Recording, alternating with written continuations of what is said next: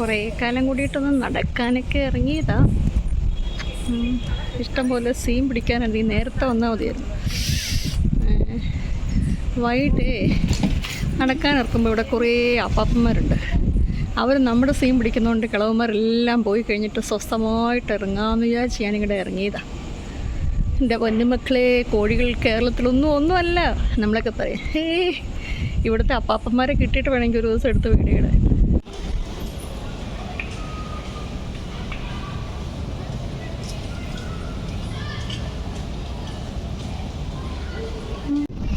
ഇവിടെ ഇരുന്നാണ് എല്ലാ ദിവസവും നമ്മുടെ അപ്പാപ്പന്മാർ സീൻ പിടിക്കുന്നത്.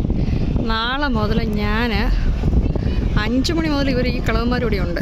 അപ്പോൾ ഞാൻ നാളെ ഒരു 3:30-4 ആകുമ്പോൾ ഇവിടെ വന്നിരിക്കാമെന്ന് വിചാരിച്ചു.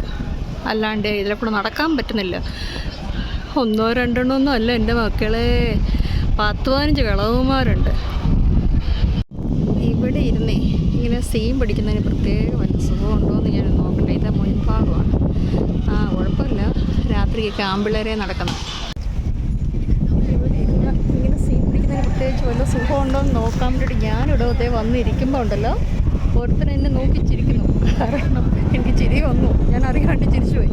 കാരണം വെച്ചാൽ എല്ലാ ദിവസവും കിളവന്മാരുടെ ആവാസ വ്യവസ്ഥയിൽ നിന്നൊരു പെണ്ണ് കയറി സീൻ പിടിക്കാൻ വന്നവരെ അത് ആളുകളുടെ നല്ല കാറ്റ്, നല്ല സുഖം.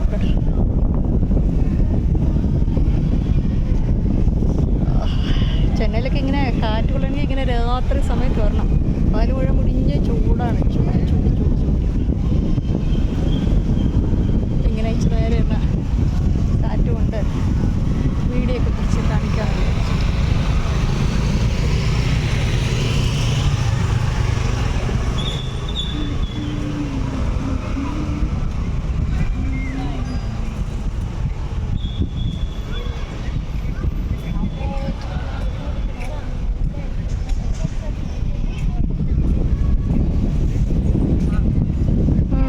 സീൻ പിടിക്കാൻ പറ്റിയ സ്ഥലമാണ്. നാളെ മുതൽ ഞാനോട് വരുന്നുണ്ട്.